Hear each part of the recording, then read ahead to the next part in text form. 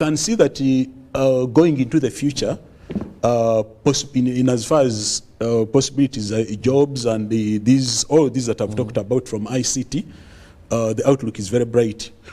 So, now, talking about that, well, you've given us a broad perspective of what government is doing in this field and the potential that ICT has in terms of transforming our economy and all that. But we still have a big challenge, Commissioner, when it comes to affordability and availability.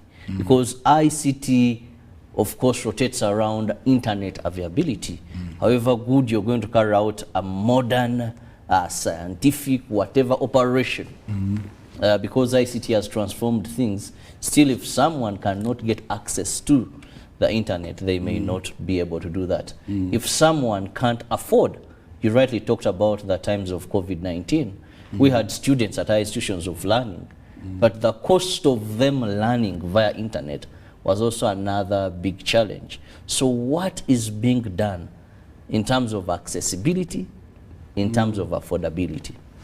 Okay, thanks, Robert. You are indeed right that we have more work to do. We've done some good work. For example, so far government has built 4,172 kilometers of internet fiber. Fiber meaning the cables that extend the internet connectivity to different parts of the country. We've done that, but we're also aiming to build another in excess of 6,000, like I've said.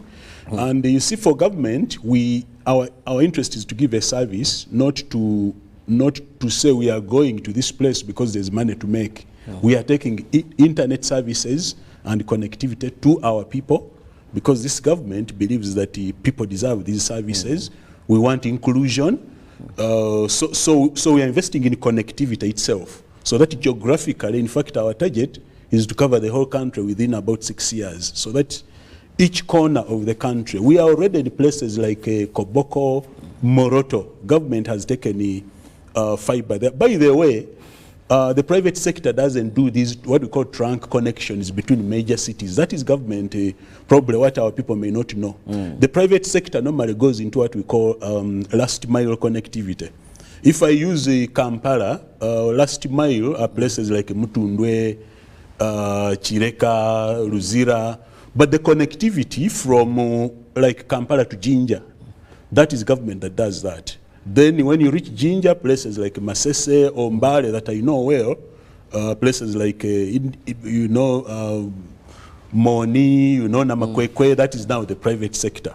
So government connectivity, we have invested and we continue to invest. We are also further reducing the cost of the internet. You had the Honorable Minister, Honorable Chris Baryomunsa, announced already. The internet has gone down. We want to cut it further down within a year to less than $30 for a megabyte. We are going to do that within about 12 months, because once you do connectivity, then people should be able to afford the internet. The other thing we are looking at, Robert, is to reduce the cost of ICT devices. By devices, I mean computers, tablets, even smartphones. Through promoting manufacturing, for example, in Uganda, we have 1 or 2 companies already registered in Namamve Industrial Park. And I want to interest UBC. These are some of the stories that we should be doing to like show our people that these things can actually be done. Our target, Robert, is to reduce the cost of a functional smartphone to Uganda shillings 50 or 60,000. What I mean functional, I don't mean a phone as complex as an iPhone, but a smartphone which can enable someone to do social media, do e-commerce, file your tax returns. In other words, it has the basic functions of a smartphone. So we are also offering, like here in Kampala, I hope people know, we have free Wi-Fi. We have the Greater Kampala 580 locations. We are going to publish them. The other week I was talking to director for NITAU. We are going to publish these so that people know that these are the points at which they can access free Wi-Fi in Kampala. We are looking at places like universities, because we know students use a lot of internet, but they don't have as much money as yourself, Robert. They are not working. They need a lot of it for research. We are looking at hospitals. We are looking at schools. So we have 580 locations in the Greater Kampala. When I say Greater Kampala, I mean Kampala itself, Wakiso, Nansana, even Entebbe. What do we do? This internet is the bandwidth that government ordinarily should be using. We are coming out of the weekend. You know that most government offices are closed on weekends.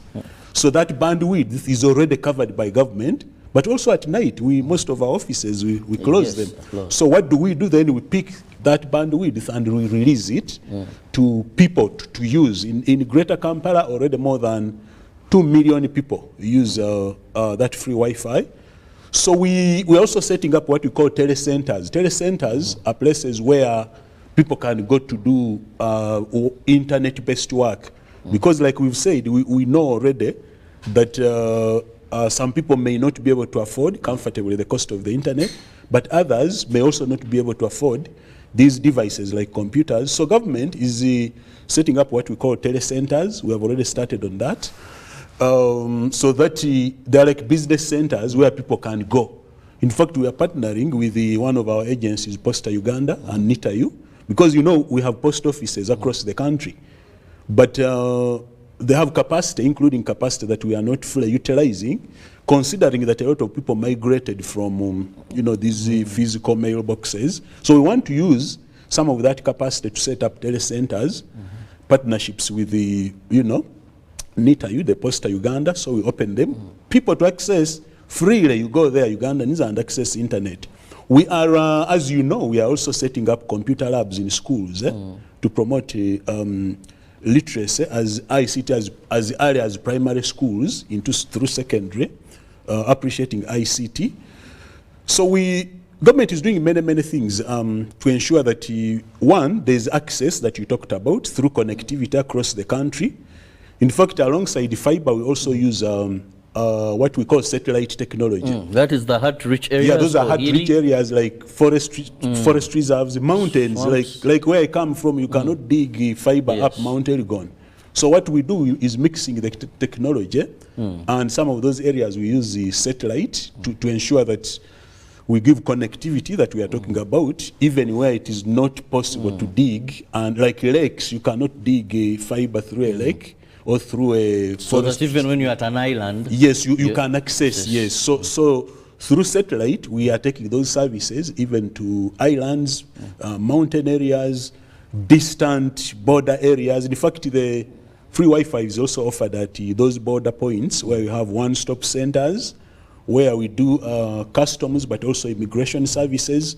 So there's the connectivity, there's the access, there's the price of ICT devices.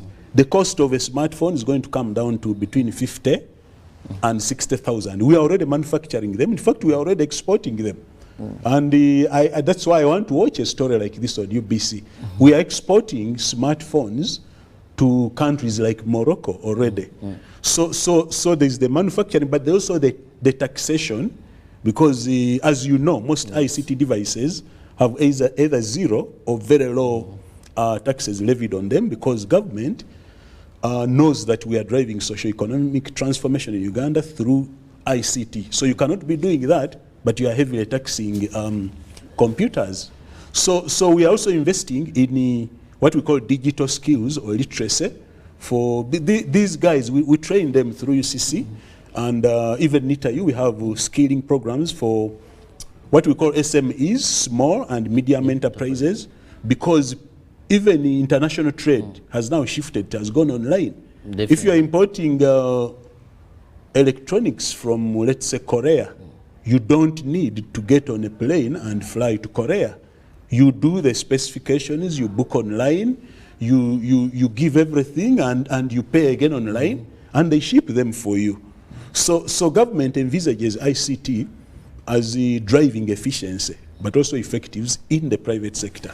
Well, very much so that government is doing, and of course I know many Ugandans are very eager when we shall have that cost of internet reduced, but also the fact that even the gadgets, both in element of taxation and having them homemade, is another thing. We are still looking at that is the second annual National ICT Job Fair that will be running tomorrow and the other day, where it is a garden of opportunities for people in the ICT sector.